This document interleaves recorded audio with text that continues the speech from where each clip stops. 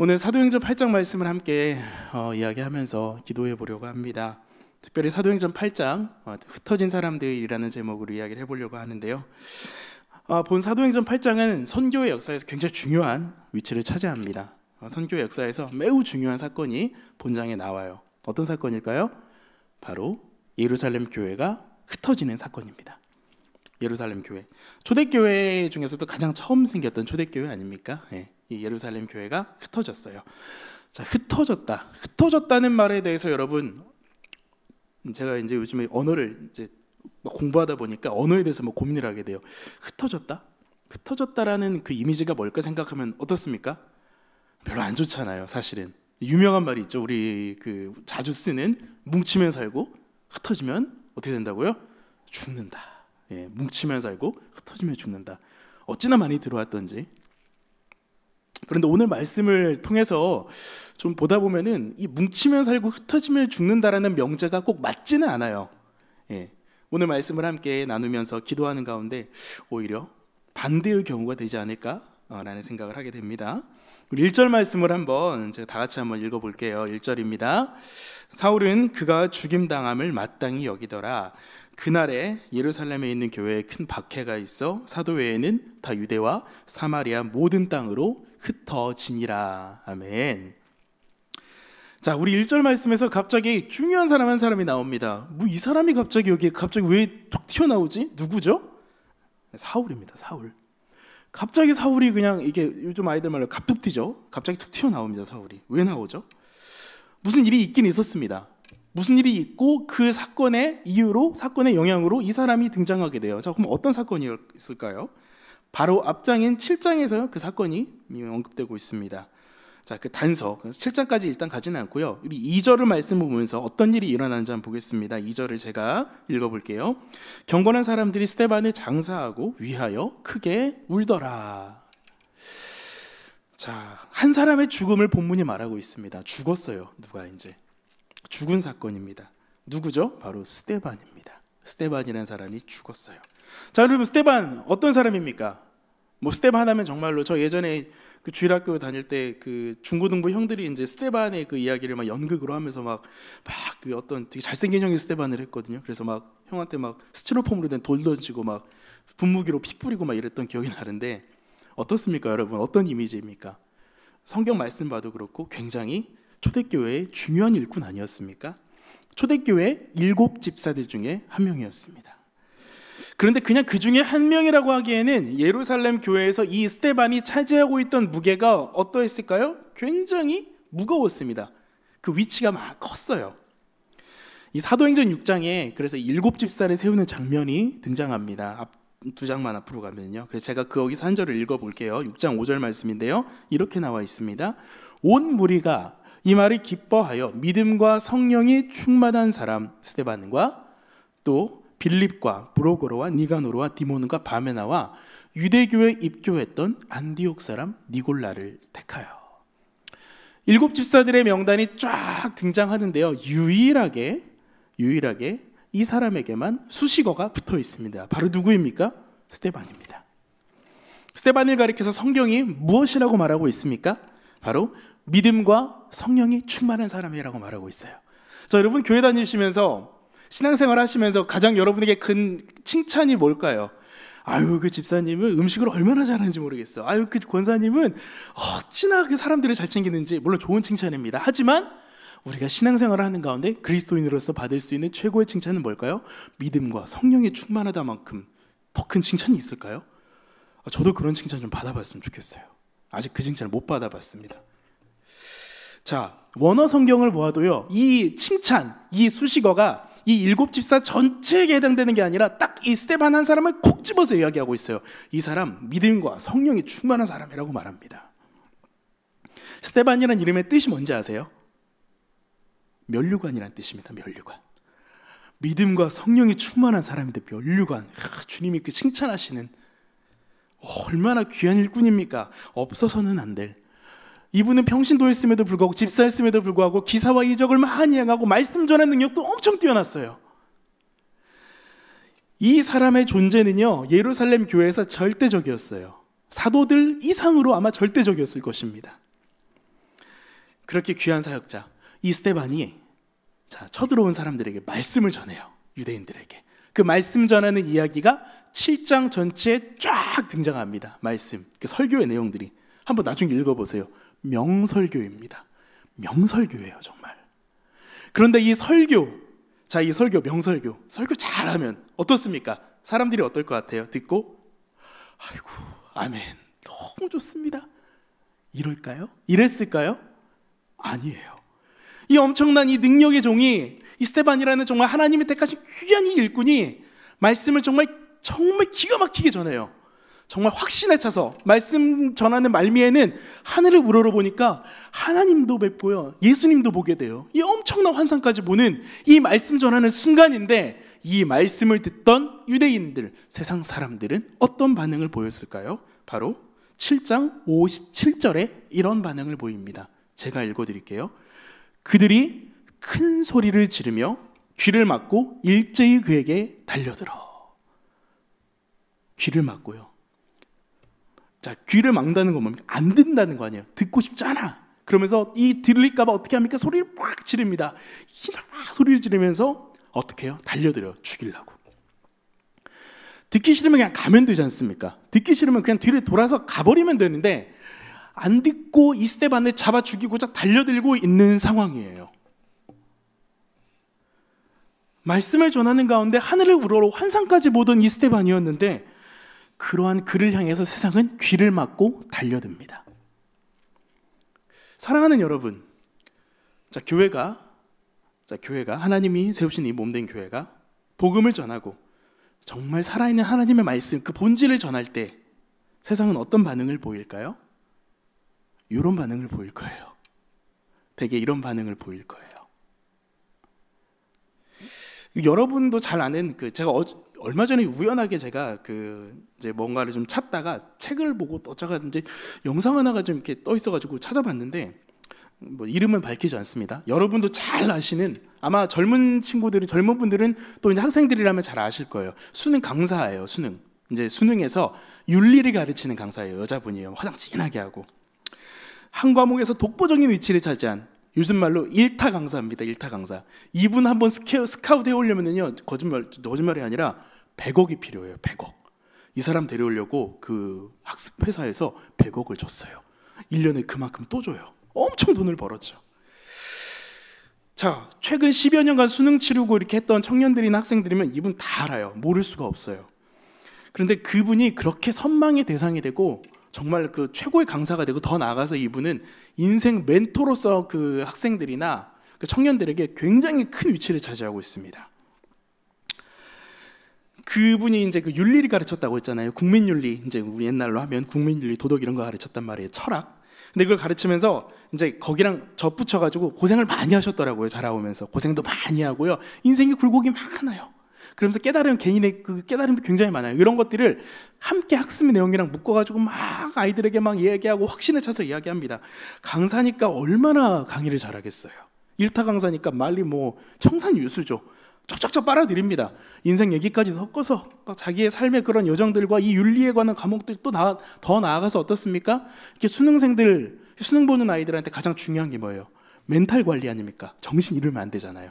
자신감 잃어가지고 막 다 포기하고 막 나 안 할래 이게 아니고, 또 요즘 애들 많이 또 막 자살하고 이러잖아요. 삶을 포기하고. 그러지 말아라. 그래서 이 강사분이 하시는 이야기의 대부분의 그 요지들을 저도 한번 몇 개 쭉 들어봤는데 되게 요지가 비슷해요. 너는 소중한 사람이다. 너는 할 수 있다. 너 자신을 믿어라. 조금 힘들면 쉬어가도 된다. 마음이 어려운 것들이라면 좀 풀어놓고 가라. 사실 일반적인 내용 아닙니까? 사실 뭐 그 이야기의 차이는 있겠지만 여기는 여러분도 아이들에게 충분히 해주실 수 있는 이야기잖아요. 격려하시면서 뭐 전달하는 방법은 다르겠지만, 그런데 그 이야기를 들으면서 아이들이 수업을 듣다 말고 막 펑펑 웁니다. 막 울고 막 선생님 손 한번 잡아주세요 이러고 막 약간 뭐라고 해야 될까, 이게 사이비 교주 같았어요. 살짝 저는 그거 보는데 약간 무서웠어요. 왜요?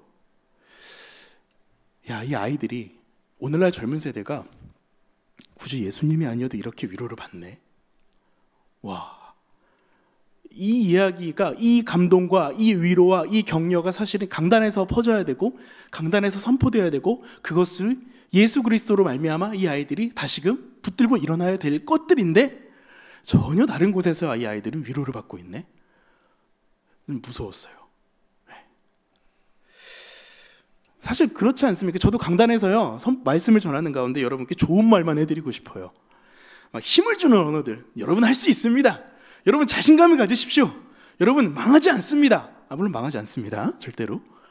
막 그렇게 격려해드리고 얼마나 좋습니까? 오늘 막 이렇게 정말 너무 힘들게 오셨다가 제 한마디로 힘을 얻고 목사님 새 힘을 얻었습니다. 감사합니다. 저는 그런 얘기 들으면 얼마나 좋겠습니까? 저도 그런 얘기 한두 번 들어봤는데 너무 좋더라고요. 그런데 여러분 사실은 강단에서 이 예배의 자리에서 무엇보다 하나님 앞에서 여러분과 함께 말씀을 나누는데 단순히 힘을 내라는 격려와 위로만 전할 수 있을까요? 물론 그것도 할 수 있겠지만 더 나아가서 우리가 선포하고 외치고 공유해야 할 최선의 진리이자 최고의 가치는 바로 무엇입니까? 예수 그리스도로 인한 복음의 진리예요.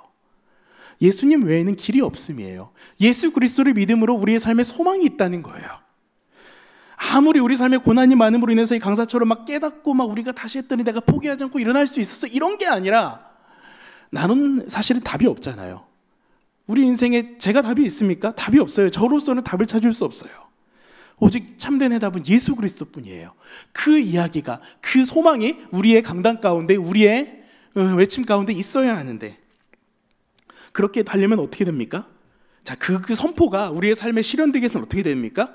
그분을 선택해야 되는 거예요. 그분을 잡아야 되는 거예요.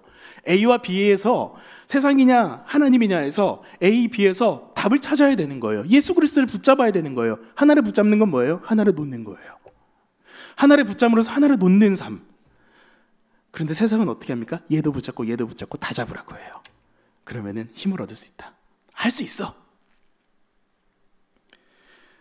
하나를 붙잡고 하나를 내려놓으면 어떤 일이 일어나는지 아십니까? 우리의 삶에 고난과 어려움이 분명히 찾아와요.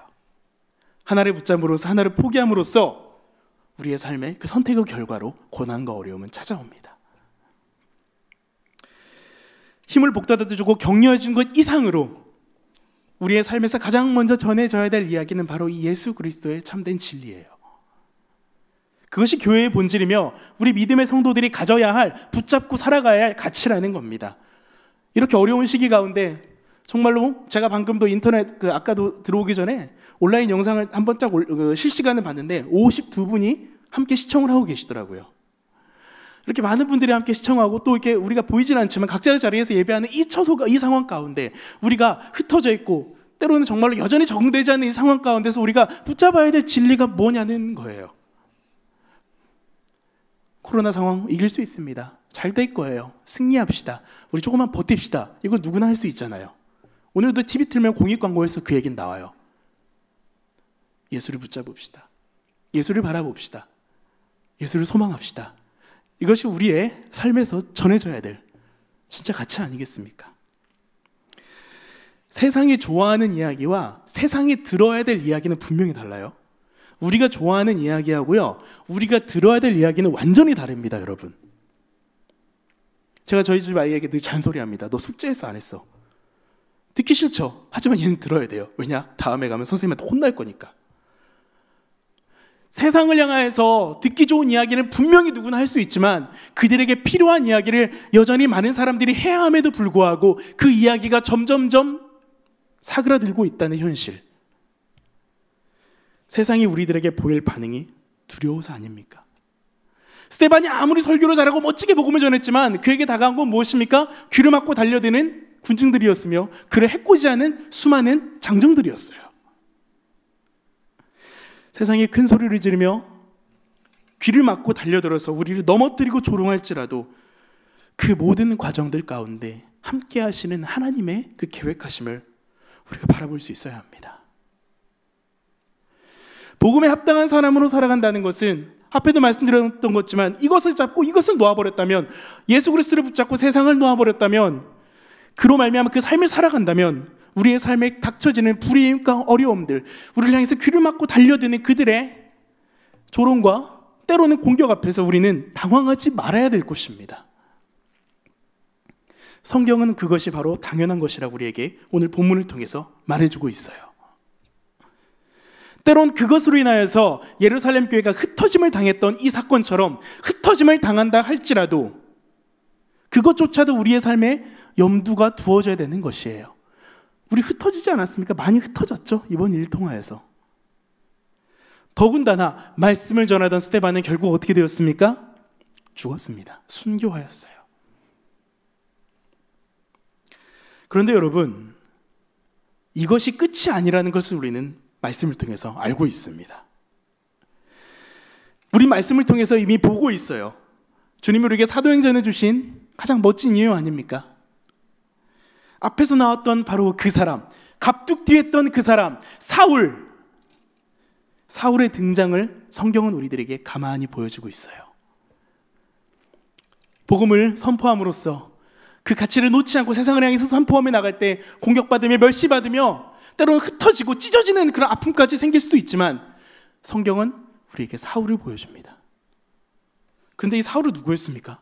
예루살렘 교회를 핍박하고 조롱하였던, 돌을 던졌던 수많은 사람들 중에 한 명, 나중에 정말로 열심당원으로서 정말 수많은 예수 믿는 사람들을 잡아서 죽이고 고문하였던 사람 아닙니까?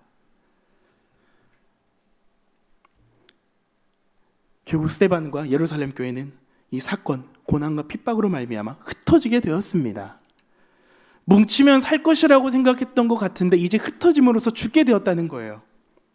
더군다나 그 상황 가운데 사울이라는 핍박자를 한 번 더 우리는 보게 됩니다. 흩어지는 상황, 찢어지는 상황, 희망이 없어 보여요. 교회의 지도자들은 점점점 핍박을 받아서 뒤로 물러나게 되고 결국 그 앞에 나타난 사울 한 명, 사울이라는 한 사람, 끝인 것 같습니다. 더 이상 교회에 소망이 없어 보여요. 이제 예루살렘 교회는 끝이구나, 초대교회는 더 이상 이제 끝났겠구나. 아니요, 그게 아니었습니다. 흩어져 버렸던 것만 같은 예루살렘 교회, 또 남아있는 핍박자들로 말미암아 소망이 없어 보이는 그 순간 사도행전은 여기서 끝나지 않았습니다. 새로운 챕터가 열리기 시작합니다. 새로운 장이 열리기 시작한 거예요. 오히려 복음은 역동적으로 이 순간을 통하여서 각 곳에 퍼져나가기 시작합니다. 예루살렘에서 온 유대, 사마리아와 땅끝까지 이르러 내 복음을 전 내 증인이 되리라 말씀하신 주님의 말씀이 이제 하나 둘씩 이어져 가고 있어요. 예루살렘과 온 유대와 사마리아까지 역사가 일어나기 시작합니다. 그리고 그 역사의 끝은, 땅끝은 여기서 방금 등장한 갑툭튀했던 그 사람, 그들이 핍박하고 조롱하며 그들을 괴롭게 만들었던 사울, 더 나아가 바울이 되는 그 사람을 통하여서 땅끝에 향한 주님의 계획은 이어져 갑니다. 복음이 흘러가는 길, 복음이라는 강이 흘러가는 그 과정 가운데는요, 스데반과 같은 귀한 믿음의 사람도 있을 것이고요, 사울처럼 핍박자였지만 후대에 하나님의 손에 쓰임받는 사람도 있습니다. 내가 그렇게 쓰임받을 것이라고는 전혀 생각하지 못했을 거예요. 그 사람이 어떤 사람인지, 더 나아가서 지금 여러분이 어떤 사람인지는 사실 그렇게 중요한 건 아니에요. 중요한 것은 여러분이 그 하나님의 계획의 길 위에 있냐는 거예요. 하나님의 계획하신 그 길 위에 우리가 포석으로 놓아져 있느냐는 거예요. 하나님이 만들어 가시는 길은요, 우리들의 계획과 생각을 훨씬 뛰어넘습니다. 인정하시죠? 저도 요즘 굉장히 인정하고 있습니다. 자, 예루살렘 교회에 임했던 큰 박해. 자, 박해의 사전적인 의미가 뭐냐면요, 못 살게 굴어서 해롭게 한다는 거예요. 막 못 살게 굴어서 해롭게 한다. 스데반도 죽고 교회는 못 살 정도로 괴롭힘을 당하고 있었지만 여전히 사울은 건재함으로써 믿는 사람들을 잡아 죽이고 옥에 가두고 잔면하면서 스데반이 죽는 것을 마땅히 생각하고 있는 그 상황이 있지만 그 와중에 여기저기로 흩어졌던 교회의 수많은 성도들, 예수 그리스도의 피 묻은 십자가 복음을 붙들고 살아가며 각 곳에 흩어져서 다시 그곳에서 자리를 잡던 그 성도들, 그들은 그곳에서 한 사람 한 사람이 교회가 되어가고 있었습니다. 다시 말씀드릴게요. 예루살렘 교회는 찢어졌습니다. 흩어짐으로써 죽게 되었는데요, 흩어진 교회의 한 사람 한 사람이 또다시 교회가 되어서 예루살렘 교회 시즌2, 사도행전 시즌2를 이어가고 있습니다. 4절 말씀에 이렇게 써 있어요. 그 흩어진 사람들이 두루다니며 복음의 말씀을 전할세. 이게 교회 아닌가요? 이게 교회 아닙니까? 다른 게 교회가 아니고 막 모여가지고 예배당에 모여서 막 이렇게 신나게 찬양하고 막 뜨겁게 하면 좋죠. 근데 저는 그것보다 이게 교회 같아요. 이게 훨씬 교회의 모습이 가까운 것 같아요. 그 흩어진 성도들은 거기서 끝나지 않고요, 말씀을 전하고 복음을 전합니다. 한 사람 한 사람이 교회가 되고, 뭉치면 사는 것이 아니라, 뭉치면 자기들만 사는 거였지만 흩어지면 죽는 것이 아니라 흩어짐으로써 온 민족이 살게 했던 그 역사. 성경은 흩어지는 것 역시도 하나님의 큰 계획 안에 있다는 것을 우리들에게 보여주고 있어요. 다들 아시겠지만 저는 우크라이나 선교사로 이제 파송받아서 나가기 위해서 준비하고 있습니다. 요즘에 이제 이런 소문이 있어요. 벌써 나갔다더라. 제가 어느 주일에 딱 나타났더니 깜짝 놀라요. 어떤 권사님이 마치 못 볼 사람을 본 것처럼. 딱 알죠. 나 이거 안 나갔는데 저 아직 있습니다.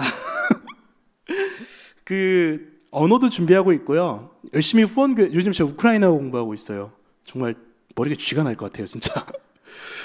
아무튼 공부하고 있고요. 후원교회도 열심히 찾고 있고요. 또 현지 정착을 위해서 이런저런 정보들도 모으고 또 여러 가지 정책들, 전략들을 짜고 있습니다. 이제 좀 그렇게 준비하고 이제 그게 좀 준비하고 이제 7월 이제 티켓팅 할 때가 됐겠다. 또 오늘 무슨 일이 일어났습니까? 전쟁이 나기 시작했죠. 우크라이나의 전쟁 위기가 물론 오늘 아침에 나온 뉴스로는 조금 이 전쟁 위기가 뒤로 물러갔어요. 근데 아직 안심할 때가 아닙니다. 사실은 이게 러시아의 형님께서 굉장히 변덕이 심하시거든요. 우크라이나 사람도 사실 안 믿더라고요. 어쨌건 이제 그런 상황인데, 자, 지금 이 상황은요, 역사가들이 이렇게 얘기해요. 2차 세계대전 이후에, 더 나아가서 소련의 붕괴 이후에 세계사의 가장 큰 변곡점이 될 사건이라고 이야기하고 있습니다. 지금 우크라이나 사태가 우크라이나만의 문제가 아니라 우리의 문제이기도 해요. 그 여파는요.